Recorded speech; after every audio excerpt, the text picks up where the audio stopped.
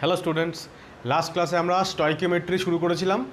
আমরা কেস 1 আলোচনা করেছিলাম, অর্থাৎ যেখানে একটা মাত্র রিঅ্যাক্ট্যান্ট বা প্রোডাক্টের জন্য ডেটা দেওয়া ছিল। ডেটা মানে মোল, মাস বা ভলিউম। একটা যে কোনো সাবস্টেন্সের ডেটা দেওয়া ছিল, সেখান থেকে আমাদেরকে অন্য কোনো সাবস্টেন্সের জন্য মাস, মোল বা ভলিউম বের করতে হচ্ছিল। আজকে আমরা কেস 2 নিয়ে আলোচনা করব, যেখানে একাধিক বিক্রিয়ক পদার্থের জন্য ডেটা দেওয়া থাকবে, অর্থাৎ data will be given for more than one reactants, at least 2 reactants. এখন এইটা করার জন্য আমাদেরকে সবার আগে দুটো জিনিস জানতে হবে। একটা হচ্ছে লিমিটিং রিএজেন্ট, আর একটা হচ্ছে এক্সেস রিএজেন্ট। এখন লিমিটিং রিএজেন্ট বা এক্সেস রিএজেন্ট কী, এইটা আমরা সবার আগে জেনে নিই। তো আজকে আমাদের ফার্স্ট পয়েন্ট হচ্ছে লিমিটিং রিএজেন্ট। লিমিটিং রিএজেন্ট, এটাকে আমরা সংক্ষেপে এলআর বলি। এলআর কাকে বলবো?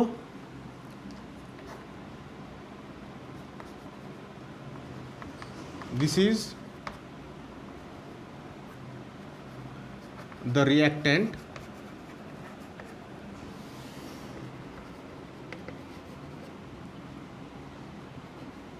which is completely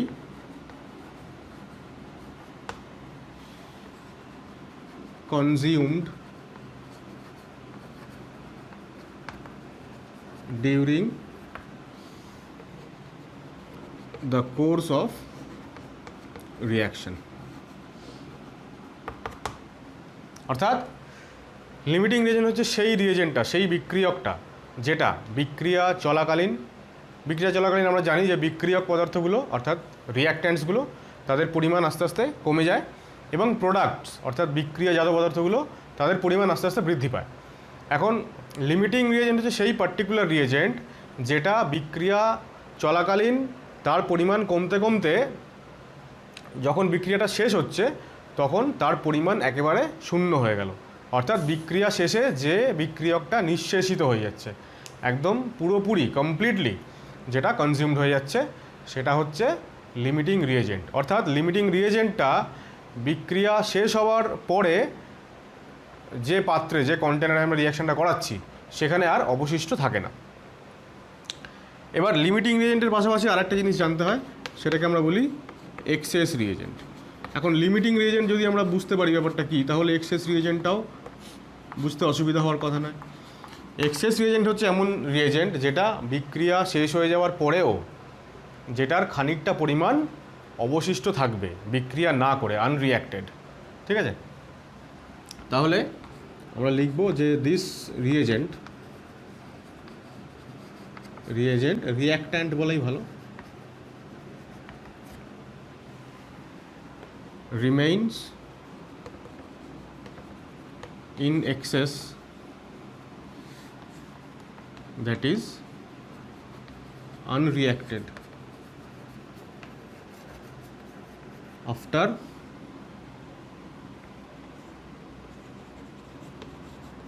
completion of the reaction। ঠিক আছে, অর্থাৎ দুটো টার্ম আমরা জানলাম।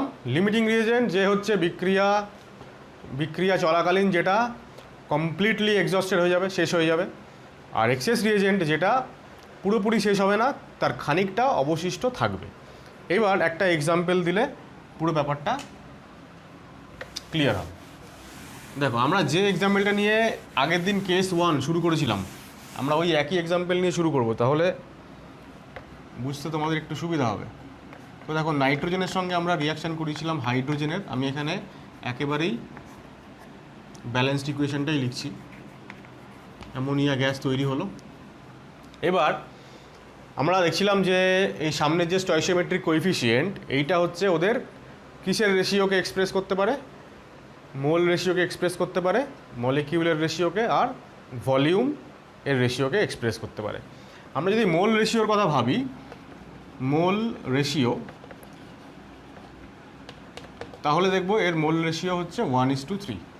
দুটো রিঅ্যাক্ট্যান্টের কথা যদি আমি চিন্তা করি, এখন 1:3 মানে 1 মোল যদি রিয়াকশান করে এটা, তাহলে তার সঙ্গে সঙ্গে 3 মোল হাইড্রোজেন রিয়াকশান করবে। এবার দুটো কেস, একবার আমি বলছি যে 3 মোল নাইট্রোজেন নেওয়া হলো আর তার সঙ্গে সঙ্গে 9 মোল হাইড্রোজেন নেওয়া হলো। যদি এই রেশিওতে এদেরকে মেশানো হয় 3 মোল নাইট্রোজেন আর 9 মোল হাইড্রোজেন, তাহলে এই রেশিওটার মতনই মোল রেশিও, অর্থাৎ যে মোল রেশিওতে ওরা রিয়াকশান করে সেই একই মোল রেশিওতে আমি বিক্রিয়কগুলো নিয়ে রিয়াকশান শুরু করছি। এক্ষেত্রে কী হবে, যখন রিয়াকশান শেষ হবে তখন দুটোর কোনোটাই আর এক্সেস থাকবে না, কমপ্লিটলি 3 মোল নাইট্রোজেন কমপ্লিটলি 9 মোল হাইড্রোজেনের সঙ্গে রিয়াকশান করবে, দুটোই নিঃশেষিত হবে। ফাইনালি আমার বিক্রিয়া পাত্রে শুধুমাত্রই অ্যামোনিয়া গ্যাস পড়ে থাকবে। কিন্তু আমি যদি 3 মোলের সঙ্গে 10 মোল নিই অ্যামোনিয়া, তাহলে কি হবে? এখন রিয়াকশান তো ওরা করবে এই রেশিওতেই, 1:3 মোল রেশিওতে রিয়াকশান করবে। তাহলে 3 মোলের জন্য রিয়াকশান করবে কত মোল? 9 মোল। তাহলে আউট অফ দিস 10 মোল আমার কাছে কিন্তু 1 মোল আমার কাছে থেকে যাবে ইন এক্সেস। অর্থাৎ যখন রিয়াকশান শেষ হবে তখন অ্যামোনিয়া তৈরি তো হবেই, তার সঙ্গে সঙ্গে কিছুটা হাইড্রোজেনও এক্সেস পড়ে থাকবে। অর্থাৎ আমার কন্টেনারের মধ্যে একটা গ্যাসিয়াস মিক্সচার পড়ে থাকবে, যেখানে হাইড্রোজেন এবং অ্যামোনিয়া দুজনই থাকবে, শুধুমাত্র অ্যামোনিয়া থাকবে না।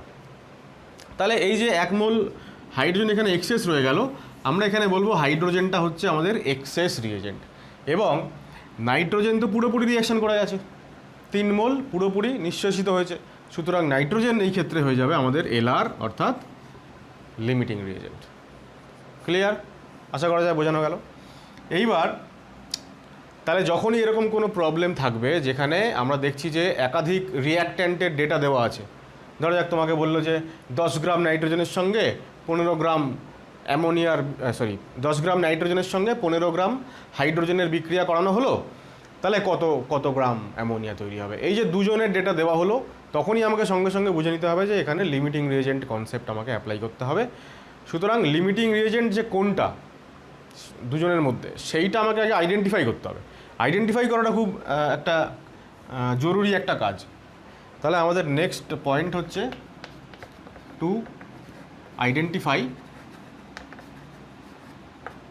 এলআর। লিমিটিং রিয়েজেন্টটাকে আমাকে আইডেন্টিফাই করতে হবে। কী করব এর জন্য? আমাদেরকে যেটা আমরা করি আর কি জেনারেলি, সেটা হচ্ছে ডিভাইড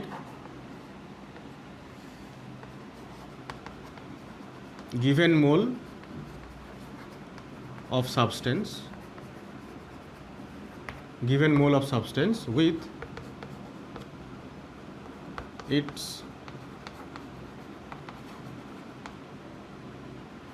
stoichiometric coefficient। কি করব আমরা? যত মোল কোনো একটা সাবস্টেন্স দেওয়া আছে সেইটাকে তার স্টয়চিওমেট্রিক কোএফিসিয়েন্ট দিয়ে ভাগ করব। স্টয়চিওমেট্রিক কোএফিসিয়েন্ট কোনটা? যেটা প্রত্যেকটা পদার্থের সামনে যে সংখ্যাটা দেওয়া আছে সেটা, এবং এটা পাওয়া যাবে কোত্থেকে? ব্যালেন্সড ইকুয়েশন থেকে, আমরা আগেই জেনেছি। এবার এইটা আমরা প্রত্যেকটা পদার্থের ক্ষেত্রে এই ভাগটা করে দেখব, ঠিক আছে? যার ক্ষেত্রে এই ভাগফলটা সব থেকে কম হচ্ছে, মিনিমাম হচ্ছে, সেটাই হচ্ছে আমাদের লিমিটিং রিয়েজেন্ট, ঠিক আছে? তাহলে for LR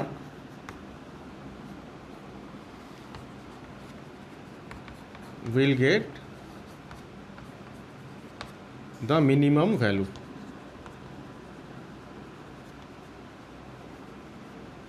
ঠিক আছে? মিনিমাম ভ্যালু, বাস এইটুকুই। তাহলে মিনিমাম ভ্যালু যার জন্য পাবো সেটা হচ্ছে লিমিটিং রিয়েজেন্ট। লিমিটিং মানে কি? যেটা লিমিটেড অ্যামাউন্টে থাকে, অর্থাৎ যেটা কম পরিমাণে থাকে, লিমিটেড, আনলিমিটেড যেটা থাকে না। তো ন্যাচারালি লিমিটেড পরিমাণে যদি থাকে তাহলে সেটা বিক্রিয়ার পরে কী হবে? শেষ হয়ে যাবে। সুতরাং এইভাবে আমরা এটাকে মনে রাখবো যে লিমিটিং রিয়েজেন্ট হচ্ছে সেই রিয়েজেন্টটা যেটা বিক্রিয়ার পরে সম্পূর্ণভাবে নিঃশেষিত হবে। এবার আমরা সরাসরি একটা প্রবলেম দেখি। সেই প্রবলেমটা দেখার মাধ্যমে আমি তোমাদেরকে বোঝানোর চেষ্টা করছি।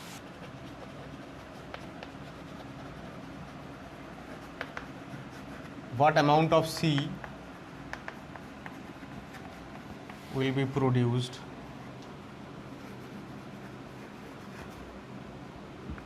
upon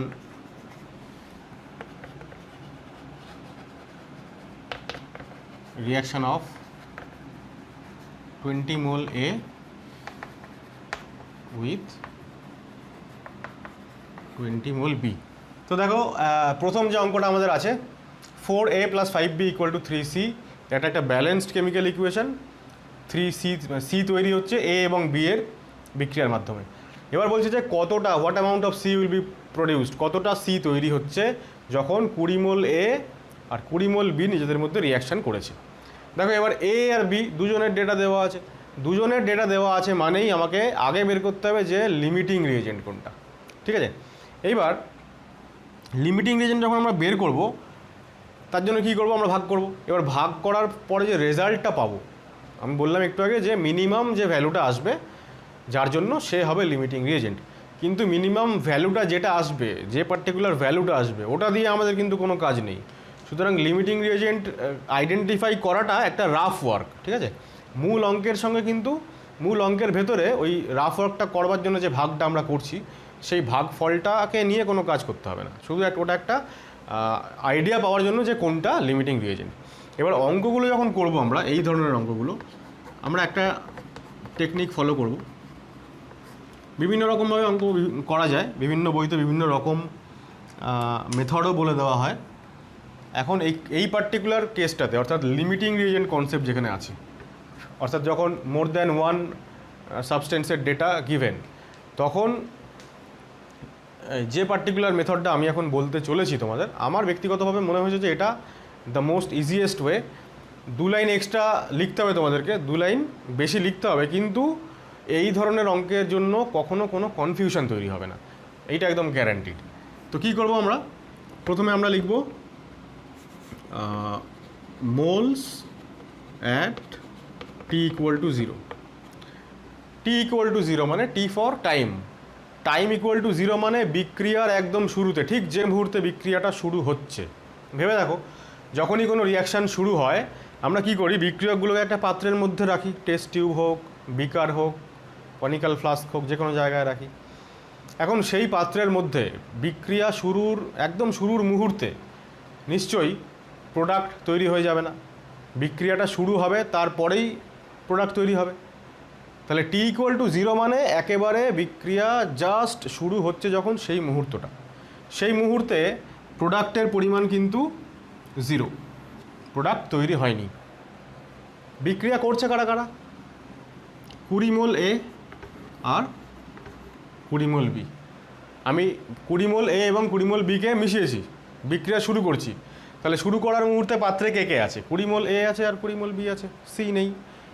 এবার বিক্রিয়াটা স্টার্ট হলো, স্টার্ট হওয়ার পরে কি হবে, ক্রমশ যত সময় যাবে তত এ এবং বি এর মোল সংখ্যা আস্তে আস্তে কমতে থাকবে এবং সি এর মোল সংখ্যা আস্তে আস্তে বাড়তে থাকবে। এইবার এটা হচ্ছে 1 নম্বর। আর 2 নম্বর লাইনে আমি করব টি = এন্ড। এন্ড মানে বিক্রিয়া যখন শেষ হলো। বিক্রিয়া যখন শেষ হলো তখন কি হবে, এদের মোল সংখ্যা 20 থেকে কম কিছু একটা ভ্যালু হবে এবং সি এর মোল সংখ্যা 0 থেকে বেশি কিছু একটা ভ্যালু হবে, যেটা আমাদেরকে এখানে বের করতে বলেছে যে কতটা সি তৈরি হবে সেটা বের করো। এইবার এই যেটা বলছিলাম যে লিমিটিং রিয়েজেন্ট কোনটা সেইটা আমরা আইডেন্টিফাই করব, কিন্তু সেটা হচ্ছে আমাদের রাফ ওয়ার্ক। তাহলে রাফ ওয়ার্কে আমি দেখে নিচ্ছি যে এর ক্ষেত্রে আমি কি বলেছিলাম ফর্মুলাটা, যে given mole divided by stoichiometric coefficient, right? এটার ক্ষেত্রেও তাই। তাহলে এই ভ্যালুটা কত, 4, এই ভ্যালুটা কত, 5, যার ক্ষেত্রে ভ্যালু মিনিমাম সেটাই হচ্ছে আমাদের এলআর। ঠিক আছে, এই পর্যন্ত ক্লিয়ার? এইবার অ্যাকচুয়ালি থার্ড পয়েন্টটা বলার সময় একটা ফোর্থ পয়েন্ট আমাকে বলতে হতো, যেটা আমি মিস করে গেছি। তোমরা এটা লিখে নাও, আমি আর লিখছি না, এখানে কোথাও লেখার জায়গা ঠিকঠাক নেই এখন। তাহলে যখনই আমরা এই ধরনের প্রবলেম সলভ করব তখনই কতটা সি তৈরি হবে, প্রোডাক্ট সি হোক, এখানে C+D থাকতে পারতো, অনেক কিছু প্রোডাক্ট থাকতে পারতো। তো প্রোডাক্ট যেটা তৈরি করতে বলবে আমাদের, সেটা কতটা তৈরি হবে সেটা ডিসাইড করবে কে, এলআর। ঠিক আছে, LR will decide how much of product will be formed. যেটা এক্সেস রিয়েজেন্ট, ওর কোনো ফাংশন নেই যে কতটা প্রোডাক্ট তৈরি হবে সেইটাও বলে দেওয়ার জন্য, বলে দেবে কে, একমাত্র এলআর। এবার যখন আমি বুঝে গেছি যে এলআরটা হচ্ছে বি, এইবার আমরা সেকেন্ড স্টেপটা লিখছি যখন বিক্রিয়া শেষ হচ্ছে। এখন দেখো, এই যে সামনে স্টয়চিওমেট্রিক কোএফিসিয়েন্টটা আছে, এর 4 এর 5, তার মানে তো এটাই হয় যে এরা 4:5 মোল রেশিওতে রিয়াকশান করছে। অর্থাৎ বিক্রিয়া শেষ হওয়ার পরে আমি যদি ধরে নিই যে 4 মোল এ বিক্রিয়া করেছে, তাহলে বি কতটা বিক্রিয়া করবে? 5 মোল, কারণ এই রেশিওতে এরা বিক্রিয়া করছে। তাহলে এখন 4 মোল যে বিক্রিয়া করেছে তার তো কোনো গ্যারান্টি নেই। আমি ধরে নিচ্ছি যে এরা 4:5 অনুপাতে যদি বিক্রিয়া করে, তাহলে এ যদি 4x পরিমাণ 4x মোল যদি এ বিক্রিয়া করে যায়, তাহলে বি কতটা বিক্রিয়া করবে? 5x, তাই তো? মানে এই 4:5 রেশিও, এটার মিনিং এটাই তো হয় যে যদি 4x পরিমাণ অর্থাৎ 4x মোল যদি এ বিক্রিয়া করে, তাহলে তার সঙ্গে একই সঙ্গে বি বিক্রিয়া করবে কত? 5x মোল। তাহলে পড়ে থাকবে কতটা? 20 - 4x, আর এখানে 20 - 5x। ঠিক আছে? মোদ্দা কথা হচ্ছে যেটা আমি বোঝাতে চাইলাম সেটা হচ্ছে যতটা থাকবে স্টয়চিওমেট্রিক কোএফিসিয়েন্ট, 4 থাকলে 4x বিয়োগ করব, 5 থাকলে 5x বিয়োগ করব, যদি এখানে 1 থাকে তাহলে শুধু x বিয়োগ করব। ঠিক আছে? কারণ এই রেশিওটা মেনটেন করার জন্য, যে রেশিওতে ওরা রিয়াকশান করলো সেই রেশিওটাকে মেনটেন করার জন্য। তাহলে এইটা হচ্ছে পড়ে থাকছে এরা। এবার লিমিটিং রিয়েজেন্ট কোনটা? যেটা পড়ে থাকে না, যেটা নিঃশেষিত হয়ে যায়।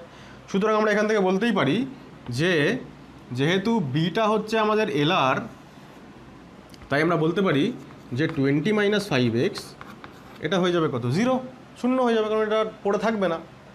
এখান থেকে আমরা এক্সের ভ্যালু বের করবো। এক্স কত হচ্ছে দেখো? 4 হচ্ছে নিশ্চয়ই। 5x = 20, তাহলে x = 4। এবার আমাদের কোয়েশ্চেন কি? কোয়েশ্চেন দেখো কতটা সি তৈরি হবে। তাহলে যখন 4 মোল এ বিক্রিয়া করছে এবং 5 মোল বি তার সঙ্গে বিক্রিয়া করছে, তার সঙ্গে সি তৈরি হচ্ছে কতটা? 3 মোল। তাহলে যখন 4x মোল বিক্রিয়া করবে, 5x মোল বিক্রিয়া করবে, তখন সি তৈরি হবে কতটা? 3x মোল। ঠিক আছে? তাহলে x যদি আমাদের 4 হয়, তাহলে 3xটা কত হয়ে যাবে? 4 × 3 মানে 12 মোল। তাহলে এইটা হচ্ছে আমাদের আনসার। ফাইনাল আনসার হচ্ছে 12 মোল। কত মোল সি তৈরি হবে? 12 মোল। রাইট? তাহলে আমরা কী করলাম দেখো, শুরু থেকে আমি আরেকবার বলে দিচ্ছি কী করলাম। প্রথমে ইকুয়েশান দেওয়া আছে সেটা লিখলাম, এখানে ব্যালেন্সড বলেছে, যদি ব্যালেন্সড ইকুয়েশান না দেওয়া থাকে তাহলে ব্যালেন্স করতে হলো প্রথম। সেকেন্ড, আমরা দুটো স্টেপ লিখবো। একটা হচ্ছে বিক্রিয়ার শুরুতে t = 0 তখন মোল সংখ্যা কত? প্রোডাক্টের 0, আর রিঅ্যাক্ট্যান্টগুলোর তো বলে দেওয়া থাকবে কত কত করে নিয়েছি। বিক্রিয়া যখন শেষ হলো তখন কি করব? বিক্রিয়া শেষের সময় এরা স্টয়চিওমেট্রিক কোএফিসিয়েন্ট যে রেশিওতে আছে সেই রেশিওতে বিক্রিয়া করবে। সুতরাং স্টয়চিওমেট্রিক কোএফিসিয়েন্ট যা থাকবে, 4 থাকলে 4x, 10 থাকলে 10x, সেইটা বিয়োগ করে দেবো। তাহলে বাকিটা পড়ে থাকলো। আর এর সামনে যত স্টয়চিওমেট্রিক কোএফিসিয়েন্ট আছে তত ইন্টু x পরিমাণ তৈরি হলো। এইবার যেটা এলআর আইডেন্টিফাই করবো কোনটা? এলআর আইডেন্টিফাই করার জন্য given mole divided by stoichiometric coefficient করব। যেটা লিস্ট ভ্যালু পাবো সেটা হবে এলআর আইডেন্টিফাই করার পরে আমরা এলআর এর যা ভ্যালু পাবো at the end, that will be equal to 0। সেখান থেকে আমরা এক্সের ভ্যালু পাবো, সেখান থেকে আমরা প্রোডাক্টের ভ্যালু পাবো। তাহলে একই রকমভাবে আমি আরেকটা অঙ্ক বলছি, দেখো দেখো কোয়েশ্চেনটা হচ্ছে আবারও একটা ইকুয়েশন দেওয়া আছে, ব্যালেন্সড ইকুয়েশন। এবার বলছে যে find amount of D and D formed, D এবং ই কতটা করে তৈরি হয়েছে সেটা বের করতে বলেছে। when 3 mole A, 5 mole B and 10 mole C reacts together. অর্থাৎ এ বি সি তিনজনেরই নাম্বার অফ মোলস বলে দিয়েছে, অর্থাৎ মোর দ্যান ওয়ান সাবস্টেন্সের ডেটা গিভেন, অর্থাৎ লিমিটিং রিয়েজেন্ট কনসেপ্ট আমাদেরকে ব্যবহার করতে হবে। ঠিক আগের অঙ্কটা যেভাবে করলাম সেইভাবে এই অঙ্কটা এখনই তোমরা সলভ করো, ভিডিওটাকে এখানে পজ করে, তারপরে সলভ করা হয়ে গেলে আমার সঙ্গে মিলিয়ে নাও। ওকে? তো দেখো আমরা কী করছি, 3a + 4b + 5c d + 2। কী বললাম? দুটো স্টেপ করব। t = 0-তে মোলস কত? Moles at t = 0। এ কতটা নেওয়া হয়েছে? 3 মোল, বি 5 মোল, সি 10 মোল। আর t = যখন 0 তখন প্রোডাক্টের পরিমাণ 0। নেক্সট হচ্ছে t = এন্ড, যখন রিয়াকশান শেষ হচ্ছে। যখন রিয়াকশান শেষ হয়ে গেল কতটা পড়ে থাকবে? এটা 3 - 3x। এরা আবারও 3:4:5 এই রেশিওতে রিয়াকশান করছে। সুতরাং এর 3x রিয়াকশান করবে, এর 4x রিয়াকশান করবে, এর 5x রিয়াকশান করবে, এর x তৈরি হবে, এর 2x তৈরি হবে, কারেক্ট। তাহলে এইটা হয়ে গেল 5 মাইনাস 4x, আর এখানে 10 মাইনাস 5x, এটা x, এটা 2x। এবার কাজ কি? রাফ ওয়ার্ক, লিমিটিং রিয়েজেন্ট বের করা। এখানে করছি, দেখো আমি এর ক্ষেত্রে কত, given mole by stoichiometric coefficient, B এর ক্ষেত্রে given mole by stoichiometric coefficient, C এর ক্ষেত্রে given mole by stoichiometric coefficient. এটা 2 হচ্ছে, এটা নিশ্চয়ই 1 আর 2 এর মাঝখানে। তাহলে সবথেকে কম কোনটা? এ হয়ে গেল, এ ভ্যালু সবথেকে কম, so A is limiting reagent. তাহলে এইটা হয়ে গেল আমাদের লিমিটিং রিয়েজেন্ট। এটা যদি লিমিটিং রিয়েজেন্ট হয়ে যায় তাহলে 3 minus 3x equal to 0, 3 equal to 3x, x equal to 1, তাহলে x equal to 1, 2x equal to 2। তাহলে আমাদের আনসার হয়ে গেল যে এইটা একটা আনসার, 1 মোল ডি তৈরি হবে আর 2 মোল ই তৈরি হবে। ঠিক আছে, আশা করা যায় অঙ্কটা সহজ লাগলো। এখন তোমরা দেখবে যে বইতে অন্য রকমভাবে করা আছে, এই দুটো লাইন করা নেই, অন্য রকমভাবে। আমি তোমাদেরকে সাজেস্ট করবো যে তোমরা এই নিয়মটাতে স্টিক করে থাকো, তাহলে কোনো অসুবিধাই হবে না, মানে কোনো কনফিউশনের কোনো জায়গায় তৈরি হবে না। আদারওয়াইজ কিন্তু অনেক রকমের কনফিউশন তৈরি হয় অনেক সময়। সুতরাং এই দুটো লাইন এক্সট্রা করে নেবে, তাহলে কে কতটা তৈরি হচ্ছে তা নিয়ে আর কোনো কনফিউশন থাকবে না। এবার যদি এখানে কোয়েশ্চেনে এবিসি দেওয়া আছে, যদি নর্মাল কোনো রিয়াকশন থাকে, আমাদের পরিচিত কোনো কেমিক্যাল ইকুয়েশান, সেখানে মোল সংখ্যা অবধি বের করে আমাদের কাজ হয়তো শেষ হবে না, সেখানে মাস বের করতে বলবে, তখন সেখানে আমাদেরকে মোলের সঙ্গে মোলার মাসের কনসেপ্ট আসবে। বা যদি ভলিউম বের করতে বলে, তাহলে আমরা বলবো যে 1 মোলের জন্য ভলিউম 22.4 লিটার অ্যাট এনটিপি।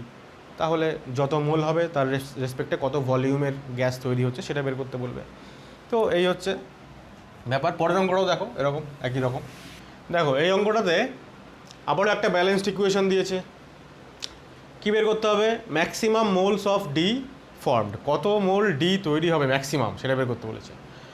আর ই আর লেফট, এক্সেস রিয়েজেন্ট কতটা পড়ে থাকবে সেটা বের করতে বলেছে। আর গিভেন দেওয়া আছে কি কি, মোলস অফ এবিসি দেওয়া আছে। তাহলে আমাদের প্রথম কাজ কি? কেমিক্যাল ইকুয়েশন লেখা, ব্যালেন্স করা। যদিও এখানে ব্যালেন্স তো করাই আছে, তাহলে 2a বি 3c তৈরি হচ্ছে 10d। প্রথম কাজ কি? Moles at T equal two 0, কত মোল আছে? এ আছে 6 মোল, বি আছে 4 মোল, সি আছে 9 মোল, এটা আছে 0। আর moles at T equal to এন্ডে কত মোল? এন্ডে কী করবো? স্টয়চিওমেট্রিক কোএফিসিয়েন্ট যা থাকবে তত ইন্টু এক্স বিয়োগ করব, 4 মাইনাস এক্স, 9 মাইনাস 3x, আর এটা তৈরি হবে কত? 10x, right? এবার কি করব? রাফে আমরা এলআর বের করবো। এলআর কোনটা? দেখো, আচ্ছা এদিকেই করছি। এর জন্য এলআর কী করে বের করবো? Given mole by stoichiometric coefficient. B এর জন্য given mole by coefficient. C এর জন্য গিভেন মোল বাই কোএফিসিয়েন্ট 3।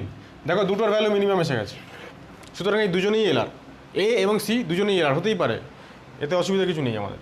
তাহলে দুজনই যদি এলআর হয়, তাহলে আমি যে কোনো একটা ইকুয়েশানকে 0 করে দিতে পারি, একই ব্যাপার। তাই যদি প্রথমটাকেই করি, দিস ইকুয়াল টু 0, তাহলে 2x equal to 6, x equal to 3। x equal to যদি 3 হয়, তাহলে 10x ইকুয়াল টু কত হবে? 30। তাহলে 30 মোল অফ ডি তৈরি হয়ে গেল, প্রথমটা হয়ে গেল।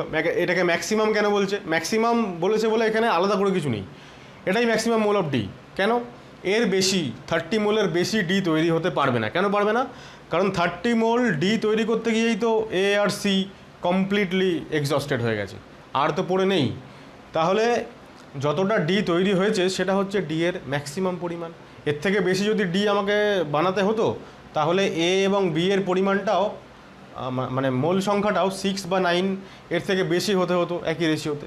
তো সেটা যেহেতু নেই, সুতরাং যতটা এখানে প্রোডাক্ট তৈরি হবে দ্যাট ইজ ম্যাক্সিমাম অ্যামাউন্ট। ই আর লেফট, ই আর কোনটা? তাহলে এক্সেস রিয়েজেন্ট কোনটা? বি। তাহলে বি যদি এক্সেস রিয়েজেন্ট হয়, তাহলে বি কতটা পড়ে থাকবে? এক্স ইকুয়াল টু 3, তাহলে বি পড়ে থাকবে কত? 4 মাইনাস 3 সমান সমান 1 মোল।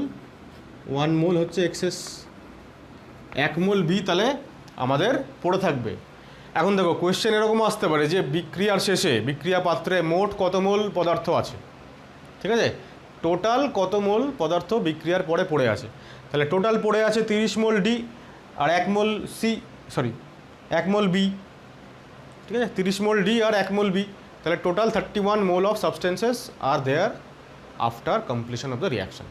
ঠিক আছে, তো দেখো পরেরটা, calculate mass of excess reagent left, অর্থাৎ কতটা এক্সেস রিয়েজেন্ট পড়ে আছে, and mass of product form, কতটা প্রোডাক্ট তৈরি হয়েছে, when 1 gram magnesium reacts with 1 gram oxygen. 1 gram magnesium এবং 1 গ্রাম অক্সিজেন পরস্পরের সঙ্গে রিয়াকশন করেছে। তাহলে ম্যাগনেশিয়াম আর অক্সিজেন যখন রিয়াকশন করে তখন কি তৈরি হয়? অবভিয়াসলি ম্যাগনেশিয়াম অক্সাইড তৈরি হবে। যে কোনো মেটাল অক্সিজেনের সঙ্গে রিয়াকশন করে অক্সাইড তৈরি করে। ব্যালেন্স করার জন্য 2 বসিয়ে দিলাম, ব্যালেন্স হয়ে গেল। তাহলে সবার আগে আমাদের কী কাজ, দুটো লাইন করতে হবে। Moles at T equal two 0, কত মোল আছে দেখো, 1 গ্রাম ম্যাগনেশিয়াম দিচ্ছে, গ্রাম থেকে মোলে আসতে গেলে কী করতে হয়, mole equal to mass by molar mass. তাহলে ম্যাগনেশিয়ামের মোলার মাস দিয়ে ভাগ করব, তাহলে 1 বাই মোলার মাস কত 24, আর এখানে 1 গ্রাম বাই 32, এটা 0। একটা জিনিস মনে রাখবে, সেটা আমি বলিনি এখনও পর্যন্ত, বলতে ভুলে গেছি, সেটা হচ্ছে যে এই যখনই আমি 1/24 করলাম, মানে কি 1 গ্রাম দেওয়া আছে, গ্রামটাকে আমি মোলে কনভার্ট করলাম। এই সামনে 2, 5 যাই থাকুক ওটার কিন্তু কোনো ফাংশন নেই এখানে, ঠিক আছে। অনেকে আবার ভাববে যে 2 আছে সামনে, তাহলে 2 দিয়ে এখানে গুণ করে দিই, দরকার নেই, ওটা করলে বরং ভুল হয়ে যাবে। এবার দেখো কি হচ্ছে, moles at T equal two কত, এন্ড, এন্ড যখন হচ্ছে তখন কত পড়ে থাকছে এখানে, তাহলে এটা পড়ে থাকছে কত 2x, এটা পড়ে থাকছে কত, এখান থেকে কত বিয়োগ করবো, x বিয়োগ করবো, এটা তৈরি হবে কতটা 2x তৈরি হবে। এবার এলআর কোনটা সেটা আইডেন্টিফাই করবো। এলআর কোনটা, ম্যাগনেশিয়ামের ক্ষেত্রে দেখো গিভেন মোল হচ্ছে 1/24, গিভেন মোল বাই কোএফিসিয়েন্ট, তাহলে হাফ, তাহলে হয়ে যাবে 1/48। আর অক্সিজেনের তো গিভেন মোল এত, কোএফিসিয়েন্ট 1, তাহলে 1/32। তাহলে কম কোনটা এই দুটোর মধ্যে, এটা কম, ম্যাগনেশিয়াম এলআর। তাহলে এলআর যদি ম্যাগনেশিয়াম হয়, এটা যদি এলআর হয়, তাহলে 1/24 মাইনাস 2x ইকুয়াল টু 0, তাহলে 2x ইকুয়াল টু 1/24, তাহলে x ইকুয়াল টু 1/48।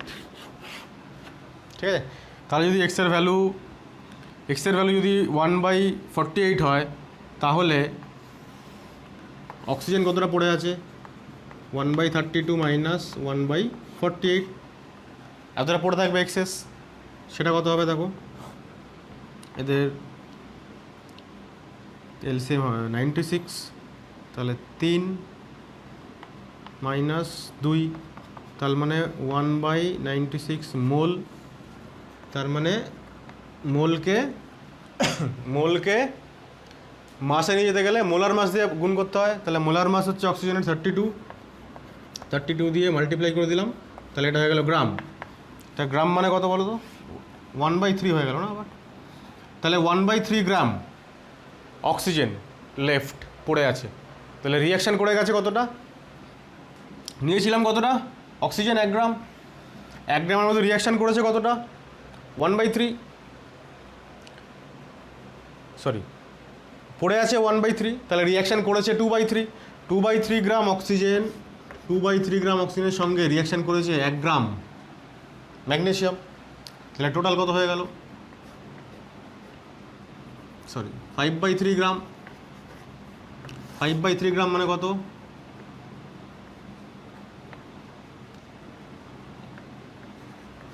এত গ্রাম। সুতরাং আমাদের তাই যদি হয় তাহলে অক্সিজেন ম্যাগনেশিয়াম অক্সাইডও তৈরি হবে কত 1.66 গ্রাম, কারণ আমাদেরকে তো ভরের নিত্যতা সূত্র অর্থাৎ law of conservation of mass মেনে চলতেই হবে। সুতরাং যদি এরকম দেখা যায় যে 1 গ্রাম ম্যাগনেশিয়ামের সঙ্গে 2/3 গ্রাম অক্সিজেন রিয়াকশান করেছে, তাহলে এদের যোগফল যা হবে আর যতটা ম্যাগনেশিয়াম অক্সাইড তৈরি হয়েছে সেটা একই হবে। আমরা এখানে এক্সের ভ্যালু বসিয়ে এই 1/40 এখানে বসিয়ে তাহলে নাম্বার অফ মোল বের করে আবার সেটার মোলার মাস দিয়ে গুণ করে আমরা এমজিওর মাসটাও বের করতে পারি, কিন্তু আমরা যাব না অত কাজ করব না, কারণ আমাদের টাইমটা সেভ করতে হবে, সেজন্য আমরা সিম্পলি এই law of conservation of mass apply করে অঙ্ক করে ফেলবো। এবার পরেরটা দেখো পরেরটা, calculate maximum mass of ammonia which can be formed when 140 gram nitrogen reacts with 40 moles, এটা গ্রাম হবে মোলসটা, 40 grams করে দাও, 40 গ্রাম অফ হাইড্রোজেন, অর্থাৎ 140 গ্রাম নাইট্রোজেন এবং 40 গ্রাম হাইড্রোজেন রিয়াকশন করছে, কতটা অ্যামোনিয়া তৈরি হবে। তাহলে সবার আগে নাইট্রোজেন আর হাইড্রোজেনের ব্যালেন্সড ইকুয়েশনটা লিখে নিই। প্রথম কাজ হচ্ছে moles at T equal two 0, একই রকম। কত মোল নিয়েছি বলো, 140 গ্রাম মানে এত বাই 28, তার মানে 5 মোল, আর 40 গ্রাম মানে 40/2, তার মানে 20 মোল, এটা 0।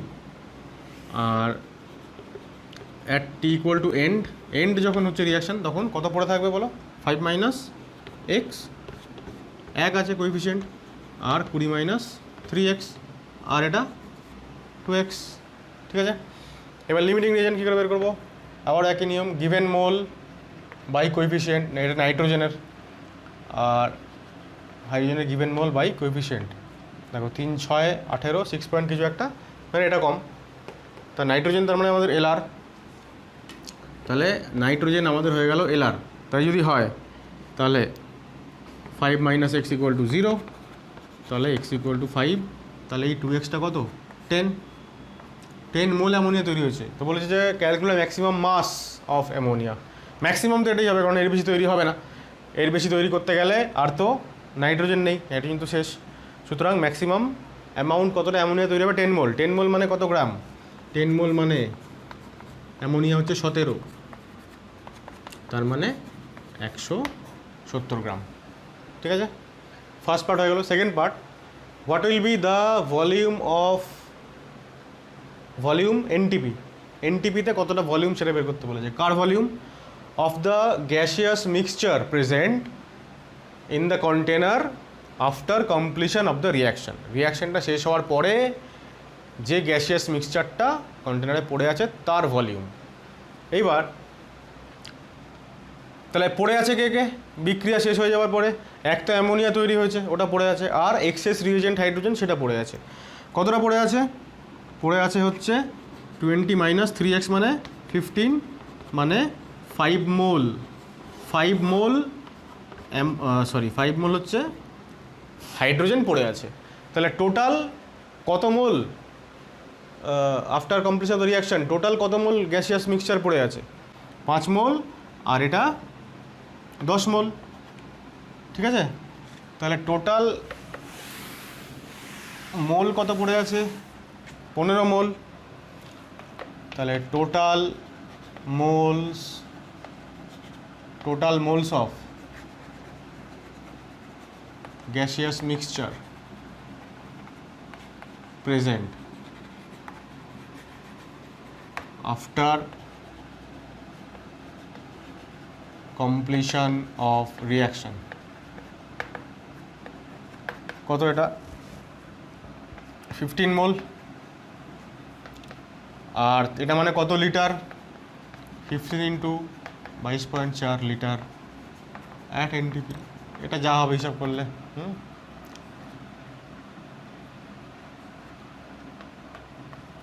So 396 litre at NTP. তাহলে এই হয়ে গেল আমাদের লিমিটিং রিয়েজেন্ট সংক্রান্ত কোয়েশ্চেন। আশা করা যায় বোঝানো যাচ্ছে। পরের অঙ্কটা দেখো পরেরটা, calculate volume of CO2 gas produced at 1 atm 273 kelvin. 1 atm 273 kelvin মানে এনটিপিতে তাহলে কতটা CO2 গ্যাস তৈরি হচ্ছে, when 88 gram of propane reacts with 320 gram oxygen. আমরা এর আগের দিন যখন আমরা স্টয়কিওমেট্রির অঙ্ক করেছিলাম তখন আমরা বলেছিলাম যে হাইড্রোকার্বনগুলোর সঙ্গে যখন অক্সিজেনের রিয়াকশান হয়, দহন বিক্রিয়া অর্থাৎ কম্বাশন রিয়াকশান, তখন CO2 আর H2O তৈরি হয়। এবার এই রিয়াকশানগুলো ব্যালেন্স করার একটা নির্দিষ্ট ফরম্যাট ছিল, সেটা হচ্ছে যতগুলো কার্বন আছে ততগুলো CO2, আর যতগুলো হাইড্রোজেন আছে তার হাফ H2O। তাহলে কার্বন হাইড্রোজেন ব্যালেন্সড হয়ে গেল। এইবার ডান দিকটাতে আমাকে অক্সিজেন দেখে বাঁ দিকটাতে মেলাতে হবে। ডান দিকে অক্সিজেন 6টা আর এখানে 4টে, 10টা, তাহলে এখানে 5 হয়ে গেল ব্যালেন্স। এইবার দেখো 88 গ্রাম, 88 গ্রাম মানে কত, মোল কত, মানে at t = 0, তাহলে 3 × 12 মানে 36 আর 8 44, তার মানে 2 মোল। আর এটা 320 গ্রাম বাই 32, তার মানে 10 মোল। এগুলো 0 0। আর এন্ড যখন হবে রিয়াকশান তখন 2 - x, এটা 10 - 5x, এটা 3x, এটা 4x। ঠিক আছে, এলআর আইডেন্টিফাই করি এবার। প্রোপেনের ক্ষেত্রে 2/1, হ্যাঁ, আর অক্সিজেনের ক্ষেত্রে 10/5, তো দুটোই 2 হচ্ছে। দুটোই 2 হচ্ছে মানে দুটোই এলআর, অর্থাৎ যে মাসগুলো এখানে দেওয়া আছে ওই 320 গ্রাম, 88 গ্রাম, এই মাসগুলো বা এই রেসপেক্টিভ মোলগুলো 2, 10 এই রেশিওতেই এরা রিয়াকশান করবে। সেটা এখান থেকেও আমরা দেখতে পাচ্ছি, দেখো 1:5 রেশিও আছে, আর এখানে 2 আর 10, তার মানে 1:5 রেশিও। তার মানে দুজনেই ফুললি এক্সস্টেড হয়ে যাবে এবং আফটার রিয়াকশান কোনো রিয়াক্ট্যান্টই আর পড়ে থাকবে না, সবাই কমপ্লিটলি কনভার্ট হয়ে যাবে কোথায়, প্রোডাক্টে। তাহলে দুটো যে কোনো একটা আমরা এলআর ভাবতেই পারি। তাই যদি হয় তাহলে x = 2 বেরিয়ে গেল, তাহলে এটা হয়ে গেল 6 মোল যদি CO2 হয়। এবার বলেছে যে ভলিউম অফ CO2, তাহলে ভলিউম কত প্রতি মোলের জন্য 24.4 লিটার অ্যাট NTP, তো এটা যা হবে 134.4 লিটার অ্যাট NTP। ঠিক আছে, পরেরটা দেখো। পরেরটা calculate mass of P4O10। P4O10 মানে কি, ফসফরাস পেন্টঅক্সাইড, যেটাকে আমরা চিনি, বা এটাকে ডাইফসফরাস পেন্টঅক্সাইডও বলা হয়। obtained when 1.24 gram phosphorus reacts with 1.92 gram oxygen. দেখো অঙ্কটাতে P4O10 কতটা তৈরি হবে এটা চেয়েছে, ফসফরাস আর অক্সিজেনের মাসটা বলে দিয়েছে। তাহলে ফসফরাস আর অক্সিজেন যখন রিয়াকশান করে, সবার আগে আমাদের এটা জানতে হবে যে এরা রিয়াকশান করে P4O10 তৈরি করে। ফসফরাসকে আমরা P4 লিখি, ফসফরাসের অ্যাটমিসিটি 4, তাহলে এখানে আমি কত লিখব, 5 লিখব, ব্যালেন্স হয়ে গেল। তো দেখো মোলস অ্যাট t = 0, কত মোল নিয়েছি, 1.24 গ্রাম। ফসফরাসের অ্যাটমিক মাস 31 করে, 31 × 4 মানে 124, তার মানে 0.1, 0.01 মোল। আর এটা 1.92/32, তার মানে এটা কত হচ্ছে বলতো, 6, হ্যাঁ 0.06, আর এটা 0। আর অ্যাট t = এন্ড, এই দুটো লাইন আমরা সবসময় করছি প্রত্যেকটা অঙ্কে, 0.01 - x আর 0.06 - 5x, আর এটা x। এবার এলআর বের করবো আমরা।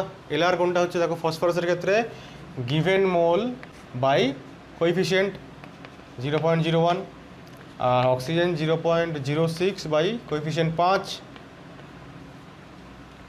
তো দেখো এটা 0.01-এর থেকে একটু বেশি হবে, তো তাহলে আমাদের এলআর হচ্ছে কোনটা, ফসফরাস। তাহলে ফসফরাস যদি আমাদের এলআর হয়ে যায় তাহলে আমরা বলতে পারি 0.01 - x টা হচ্ছে 0, তাহলে x = 0.01। তাহলে আমাদের P4O10 তৈরি হবে x মোল।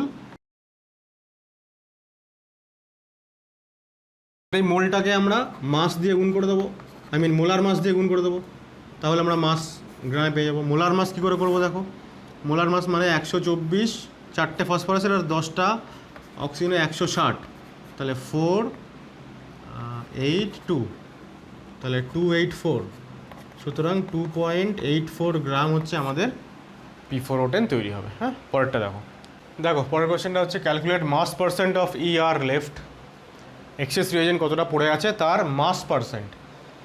তো আচ্ছা, যখন equal masses of Zl and I2 reacts together, তাহলে কতটা ER পড়ে আছে তার মাস পার্সেন্ট বের করতে হবে। তাহলে আগে আমরা তার মাস বের করে নিই বা মোল বের করে নিই, তারপরে মাস পার্সেন্টে যাব। মাস পার্সেন্ট কি সেটাও বলছি আমি। ইতিমধ্যে তোমরা নিশ্চয়ই জেনেছো। তাহলে ZnI2 রিয়াকশন করলে সবার আগে এটা তৈরি হয় আমাদের জানতে হবে জিঙ্কের আয়োডাইড ZnI2 তৈরি হয়। তাহলে ব্যালেন্স করার জন্য আগে আমাকে এখানে 2 দিতে হবে, ব্যালেন্স হয়ে গেল।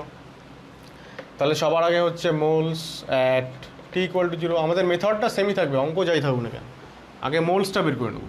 তাহলে কত মোল আছে এখানে? কিছুই বলেনি, ইকুয়াল মাস বলেছে। ইকুয়াল মাস ডাব্লু ধরে নিই দুজনেরই। তাহলে ডাব্লু যদি মাস হয় তাহলে মোল কত হবে? মোলার মাস দিয়ে ভাগ করে দেবো। 65.3 হয়, আমরা এখানে 65ই ধরছি। আর I2 এর মোলার মাস কত হয়? আয়োডিন মানে একটা আয়োডিন অ্যাটমের জন্য অ্যাটমিক মাস হয় 127। তাহলে I2 মানে 254, রাইট? এটা 0। এবার T= যখন এন্ড, তখন এটা পড়ে আছে কত? -2x, আর এটা পড়ে আছে -x, এটা তৈরি হচ্ছে x। কি বের করতে বলেছে? কতটা মাস পার্সেন্ট অফ ER পড়ে আছে। তাহলে আগে ER কোনটা, LR কোনটা আইডেন্টিফাই করতে হবে।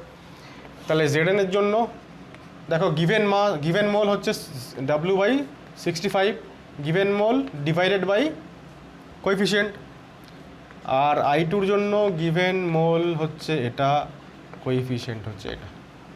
তাহলে দেখো এখানে 130 হচ্ছে, আর এখানে তাহলে আমাদের LR হচ্ছে কোনটা? I2, আর ER হচ্ছে Zn।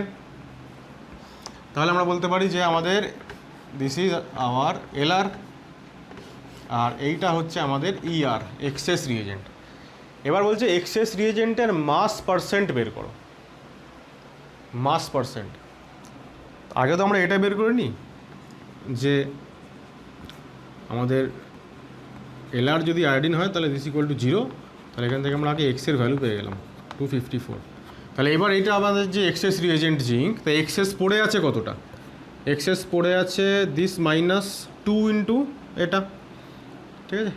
তাহলে 2 ইন্টু W/254 মানে হচ্ছে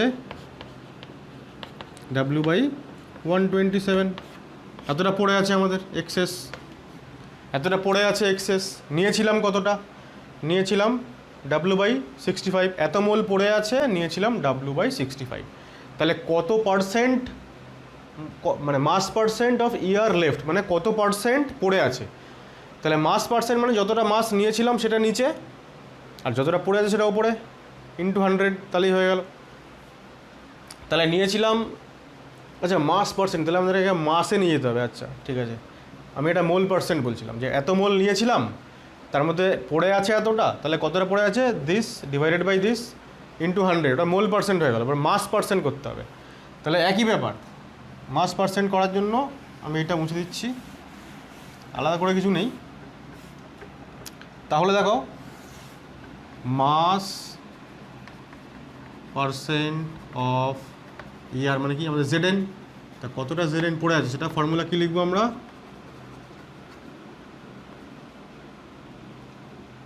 মাস অফ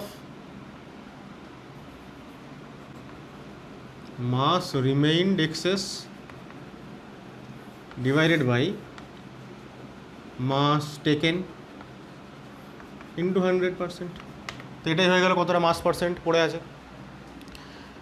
তা কতটা পড়ে আছে আমাদের? এই যে এত মোল পড়ে আছে, তাহলে এটা -127।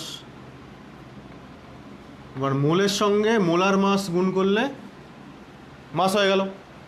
আবারও যেটা আমাদের W/65 এত মোল নিয়েছিলাম, এটাকে আবার 65 দিয়ে গুণ করলে এটাও মাস হয়ে গেল ইন্টু 100। আগে তো এটা কেটে গেল, তারপর দেখি কী হচ্ছে। দেখো এখানে W কমন যাবে না উপরে নিচে? W কমন গেলে এখানে 1/65 মাইনাস 1/127, আর এখানে 1/65। তাহলে এটা বাই এটা মানে 1 মাইনাস এটা বাই এটা, তার মানে 65/127, 127 আর 65 কত হচ্ছে বিয়োগ করলে? 127, 65, 2, 6, 62/127। 62 আর 127 কত হচ্ছে বলো তো? 5 12 60, 5 7 35 3, 35 5 3 63।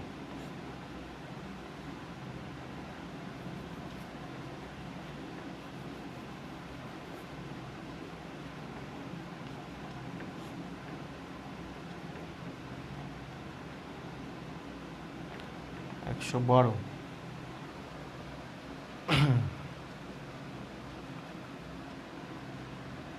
8.8 সাথে 56 হাতে 5,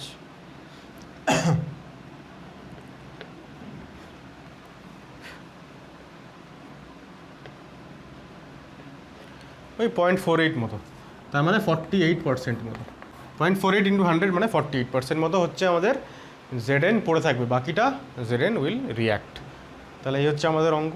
এবার আমাদের লাস্ট অঙ্কটা দেখো এই অঙ্কটাতে আবার একটা এরকম ব্যালেন্সড ইকুয়েশন দিয়েছে, যেখানে moles at T equal two 0, মানে বিক্রিয়ার শুরুতে কত মোল করে এদেরকে নেওয়া হয়েছে এটা বলে দিয়েছে। এখানে 20 মোল এ নিয়েছে, 12 মোল বি, আর 14.4 মোল সি নিয়েছে।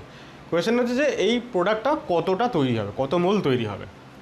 তাহলে একটা যখন দেওয়াই আছে, তাই আমরা টি ইকুয়াল টু এনটা বের করে নিই, তাহলেই হয়ে যাবে।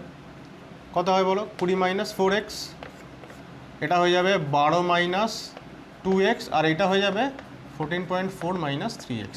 এবার আমাদেরকে দেখতে হবে লিমিটিং রিয়েজেন্ট কোনটা।